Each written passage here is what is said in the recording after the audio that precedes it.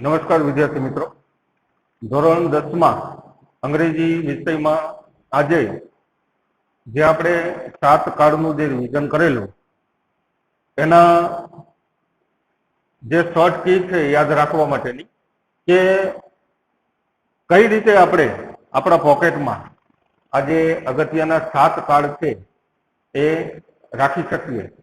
તો અહીંયા કાળના જે નામ છે સામે એનું જે સ્ટ્રક્ચર છે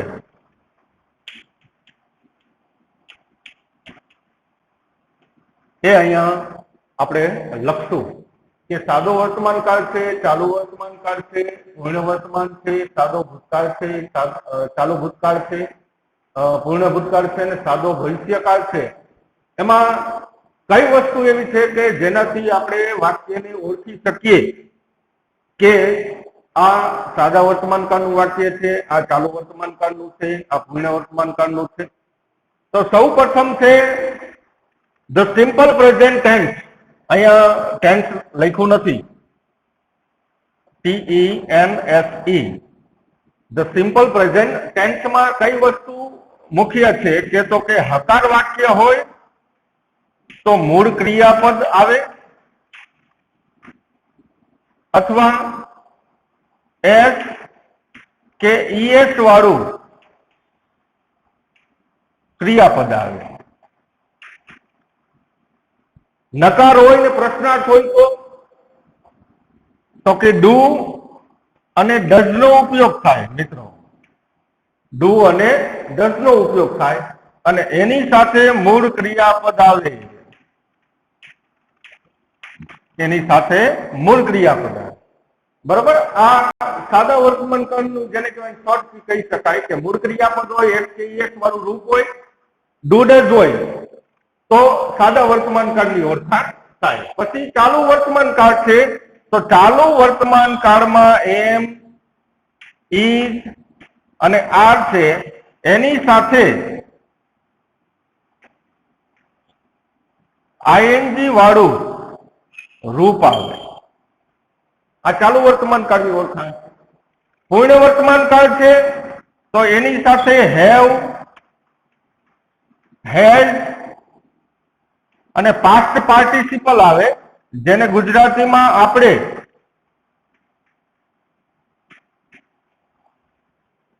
ભૂતકૃદન કહીએ. સાદો ભૂતકાળ હોય ધ સિમ્પલ પાસ્ટ ટેન્સ તો ભૂતકાળનું રૂપ આવે. મિત્રો, ક્રિયાપદ ભૂતકાળનું આવે હકારમાં અને નકાર અને પ્રશ્નાર્થમાં ડીડ નો ઉપયોગ થાય. એની સાથે મૂળ ક્રિયાપદ આવે. આ કાળની ઓળખાણ છે. મિત્રો, ચાલુ ભૂતકાળ ધ પાસ્ટ કન્ટિન્યુઅસ ટેન્સ હોય તો વોઝ અને વેર આવે અને એની સાથે આઈએનજી વાળું રૂપ આવે. પાસ્ટ પરફેક્ટ ટેન્સ હોય હેડ નો ઉપયોગ થાય અને એની સાથે પાસ્ટ પાર્ટિસિપલ એનો ઉપયોગ થાય. ધ સિમ્પલ ફ્યુચર ટેન્સ હોય સાદો ભવિષ્યકાળ શેલ અને વિલ નો ઉપયોગ થાય અને સાથે મૂળ ક્રિયાપદ આવે. તો આટલી વસ્તુ મિત્રો યાદ રાખવાની છે. બાકી બુકમાં આપણે 7 કાળ ફેરબુકમાં ઉતારી અને પછી લાસ્ટમાં આપણે આ લખીએ. બરોબર. અને આ વસ્તુ અલગથી કાગળમાં પણ લખીને આપણે જેને કહેવાય કે આપણા પોકેટમાં રાખી શકીએ અને જ્યારે પણ યાદ આવે આ કાળનું રીડિંગ આપણે કરી શકીએ. જેને લખવાનું હોય સાથે સાથે લખતા જશો અથવા અત્યારે લખી શકો કે the simple present tense, the present continuous tense, present perfect tense અને જે રીતનું કોષ્ટક છે એ રીતનું વ્યવસ્થિત સારા અક્ષરે આપણે બુકમાં ઉતારશું. આ મુદ્દો પૂરો થાય ત્યારબાદ જે કાર્ડ ઉપર આધારિત છે ટેન્સ ઉપર એ મુદ્દો આપણે લેવાના છીએ. એટલે અત્યારે changing the tense do is ડાયરેક્ટેડમાં જે મુદ્દા છે એમાંથી આપણે ચેન્જિંગ ધ ટેન્સનો અત્યારે અભ્યાસ કરવાના છીએ, જે ધોરણ 9 માં પણ આપણે શીખી ગયા છીએ. ગઈ સાલ ઓનલાઈન એજ્યુકેશનમાં આપણે ચેન્જિંગ ધ ટેન્સ એના વિશે પણ આપણે અભ્યાસ કરી ગયા છીએ. જે કંઈ પણ બોર્ડ ઉપર હું લખું સાથે સાથે લખતા જાજો. હવે જે મુદ્દો છે આપણે એ છે ડુ એઝ ડાયરેક્ટેડ, એટલે કે જેવું સૂચના આપવામાં આવે એવું આપણે કરવાનું છે. આ ડુ એઝ ડાયરેક્ટેડમાં ટોટલ આપણે 5 મુદ્દા અભ્યાસ કરવાનો છે. 5 મુદ્દામાં સૌથી પહેલું છે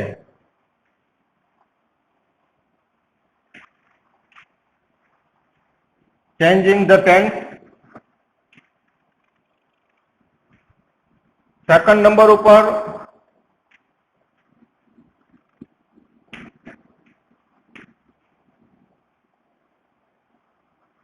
changing the person.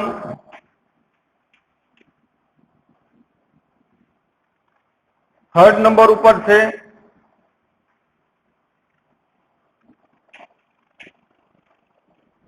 Changing the gender.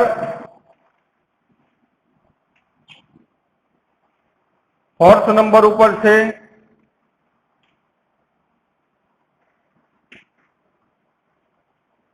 Changing the number. અને ફિફ્થ નંબર 5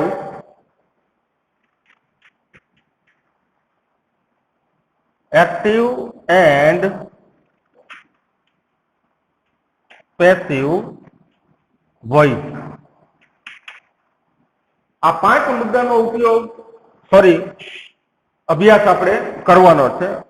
5 માંથી કોઈ 2 મુદ્દાનો આપણે બોર્ડની પરીક્ષામાં આપણને પૂછી શકે, કોઈ બી 2. બરાબર? એટલે આ પણ પાઠ્યબુકમાં લખવાનું છે. ડુ એઝ ડાયરેક્ટેડમાં જે લખો તમે એમાં પાઠ્યબુકમાં આ પણ વસ્તુ લખવાની. એટલે અત્યારે changing the tense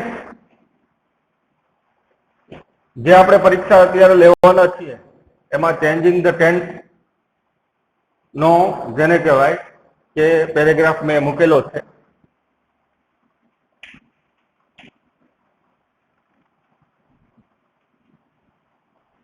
changing the tense એટલે કે કાળનું આપણે પરિવર્તન કરવાનું છે. બરાબર? એટલે આ વસ્તુ 9મા ધોરણમાં ભણી ગયા એટલે આ પણ અત્યારે માત્ર રિવિઝન રૂપે આપણે લઈએ છીએ.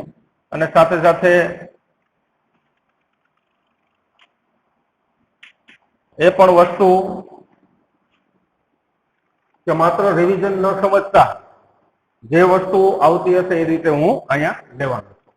હવે પ્રેઝન્ટ ટેન્સમાં મિત્રો એમ, ઇઝ અને આર નો ઉપયોગ થયો હોય અને આપણે ભૂતકાળમાં ચેન્જ કરવાનું કે તો આપણે સર્વનામ મુજબ વોઝ અને વેર નો ઉપયોગ આપણે કરવાનો થાય. બરોબર? ત્યારબાદ હેવ અને હેઝ વર્તમાન કાળમાં હોય ને ભૂતકાળમાં આપણને પરિવર્તન કરવાનું કે તો આપણે હેડ નો ઉપયોગ કરીશું. ત્યારબાદ પ્રેઝન્ટમાં મૂળ ક્રિયાપદ હોય અથવા ક્રિયાપદને એસ કે ઈએસ લાગેલા હોય અને ભૂતકાળમાં પરિવર્તન કરવાનું કે તો આપણે ભૂતકાળનું રૂપ મૂકવું પડે જે થતું હોય તે. બરાબર? ત્યારબાદ કેન હોય તો એનું કુડ થાય.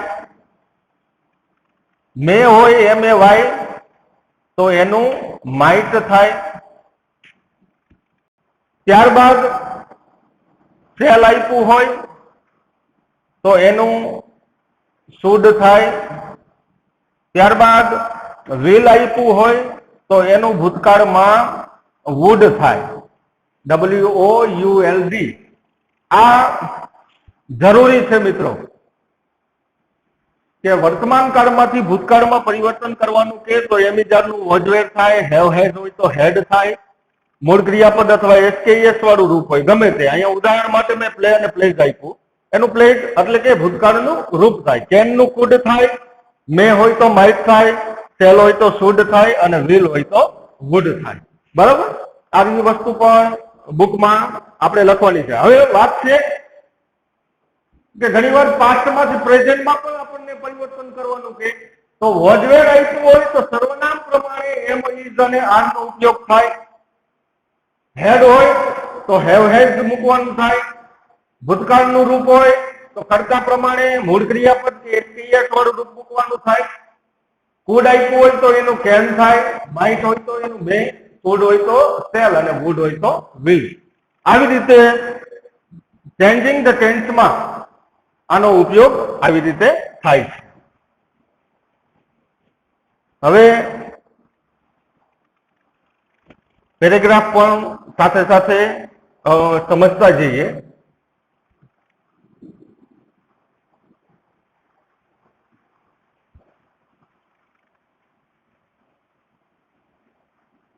સાથે લખતા જાજો. There lived a rich man. He had a big house.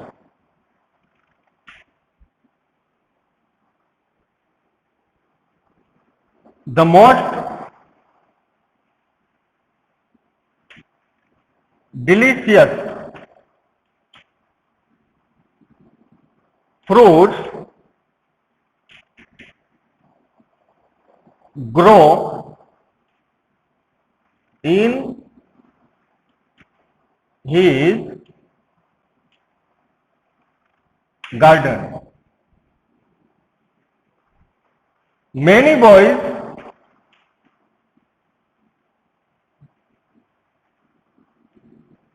often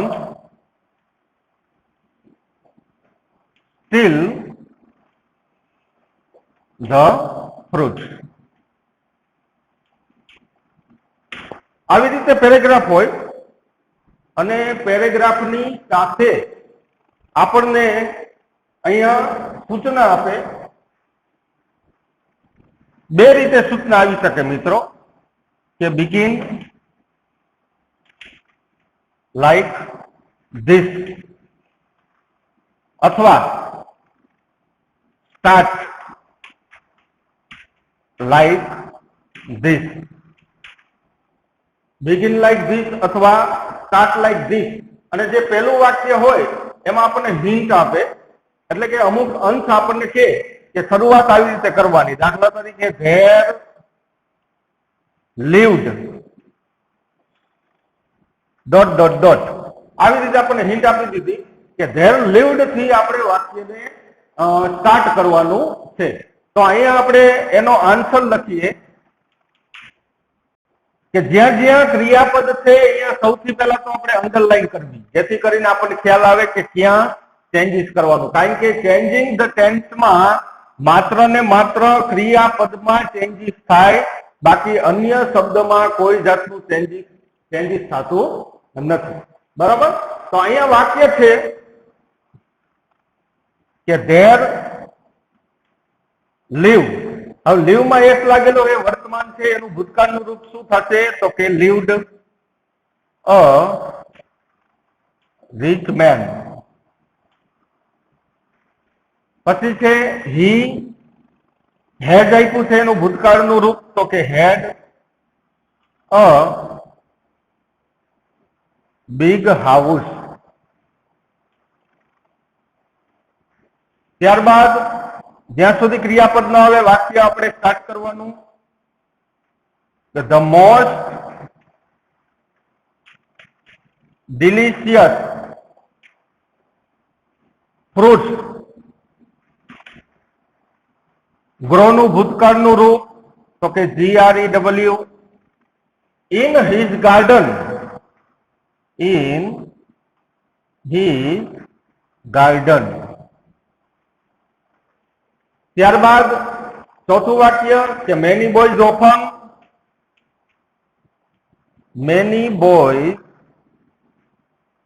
often still નું ભૂતકાળનું રૂપ stole the fruit. આ પેરેગ્રાફ ટર્ન થઈ ગયો પાસ્ટ ટેન્સમાં, કારણ કે આપણને જે રીતે કીધું ધેર લીવ્ડ એ આપણને કીધું પાસ્ટ ટેન્સમાં ફેરવો. તો જ્યાં જ્યાં ક્રિયાપદ છે મિત્રો ત્યાં આપણે પાસ્ટ ફોર્મ મૂક્યું, એટલે કે ભૂતકાળનું રૂપ. આવી રીતે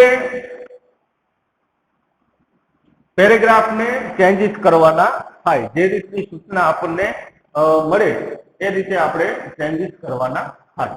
બરાબર? તો આ પેરેગ્રાફ આપણી ફેરબુક છે એમાં આ પણ પેરેગ્રાફ ચેન્જિંગ ધ ટેન્સ જે ટાઇટલ છે આપીને સૌથી પહેલા જે સમજાયું એમિઝોનનું વર્ડવેટ થાય એ પાસ્ટ અને પ્રેઝન્ટ જે રીતે લખાયું હતું એ લખશો અને પછી આ પેરેગ્રાફ લખવાનો થાય. બરાબર? ત્યારબાદ સેકન્ડ પેરેગ્રાફ આપણે જોઈએ.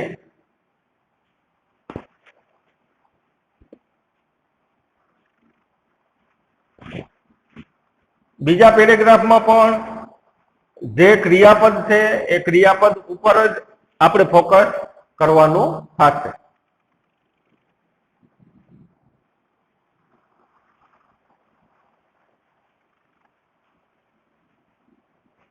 The principal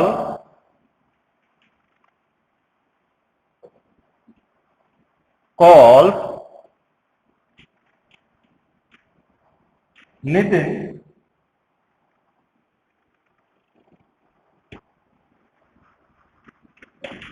Nitin ran fast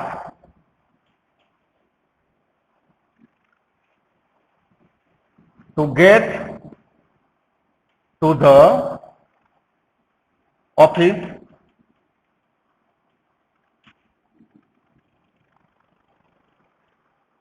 but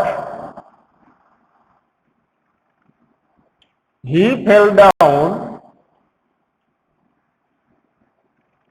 and broke his leg. Broke his leg. The peon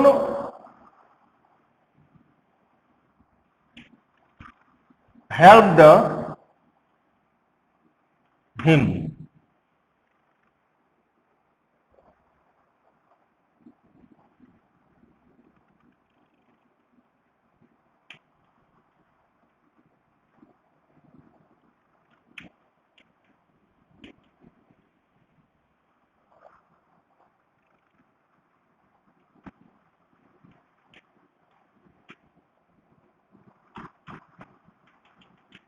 આવી રીતે પેરેગ્રાફ છે અને નીચે સૂચના છે start like this. The principal call. The principal call. હવે આને એના ઉપરથી સમજી જવાનું છે કે ક્રિયાપદમાં એસ આવ્યું છે, ધ પ્રિન્સિપાલ કોલ, અને અહીંયા જે ક્રિયાપદ છે, અહીંયા જે ક્રિયાપદ છે, સોરી એક આ ભૂલ છે,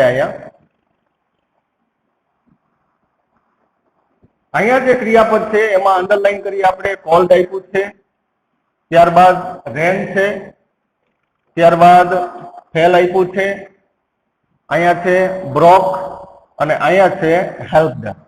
એટલે કે ઈડી પ્રત્યે લાગ્યું ભૂતકાળનું રૂપ, રનનું રેન થયું ભૂતકાળનું રૂપ છે, ત્યારબાદ અહીંયા ફેલ આપ્યું છે જે ભૂતકાળનું રૂપ છે, અહીંયા બ્રોક આપ્યું છે જે ભૂતકાળનું રૂપ છે, અને અહીંયા હેલ્પ્ડ આપ્યું છે જે ભૂતકાળનું રૂપ છે.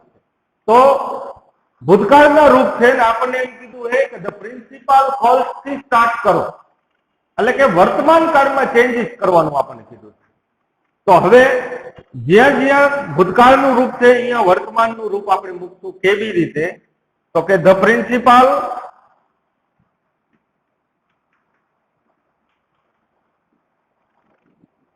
કોલ્ડ એનું આપણને આપી દીધું છે કોલ.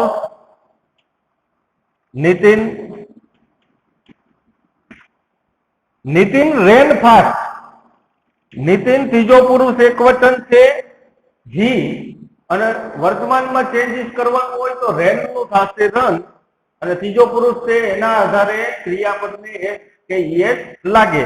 તો કે Nitin run fast two gate to the office. આ પહેલું વાક્ય એટલે સોરી બીજું વાક્ય કે Nitin run fast two gate to the office. ત્યારબાદ બટ હી ત્રીજો પુરુષ ફોલ નું ભૂતકાળનું રૂપ છે ફેલ. અહીંયા ત્રીજો પુરુષ છે ફોલમાં એસ લાગશે તો કે હી ફોલ ડાઉન એન્ડ અહીંયા આપ્યું છે બ્રેક નું ભૂતકાળનું રૂપ કરતા ત્રીજો પુરુષ એકવચન છે બ્રેક નું થઈ જશે બ્રેક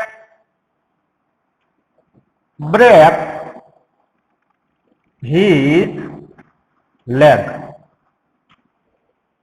લાસ્ટ સેન્ટેન્સ છે the peon helped him. Help નું ભૂતકાળનું રૂપ helped.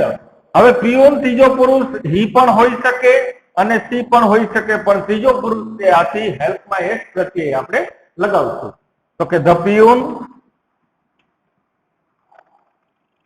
helped him. આવી રીતે પાસ્ટનું પ્રેઝન્ટમાં પરિવર્તન આપણે કરી શકીએ. આવી રીતે પાસ્ટનું પ્રેઝન્ટમાં પરિવર્તન કરી શકીએ. પ્રેઝન્ટનું પાસ્ટમાં પણ પરિવર્તન આવી જ રીતે ક્રિયાપદ ઉપર ફોકસ રાખીને આપણે કરવાનું થાય. બરાબર. આ પણ પેરેગ્રાફ થર્ડ બુકમાં ઉતારવાનો છે. હજુ ચેન્જિંગ ધ ટેન્સમાં આપણે આગળ બીજા પેરેગ્રાફ પણ જોશું. 6 થી 7 પેરેગ્રાફ આપણે સમજશું. એક પેરેગ્રાફ શીખી એમાં જે રીતની પ્રોસેસ થતી હોય જે રીતની પ્રક્રિયા એવી જ પ્રક્રિયા દરેકમાં થાય. બરોબર. મેઇન ફોકસ રાખવાનું છે આપણે ચેન્જિંગ ધ ટેન્સમાં ક્રિયાપદ ઉપર. ક્રિયાપદમાં જ પરિવર્તન કરવાનું છે. બરોબર. તો નેક્સ્ટ વિડીયોમાં બીજા પેરેગ્રાફ સાથે આપણે ફરી પાછા મળશું. ત્યાં સુધી અસ્તુ. જય હિન્દ.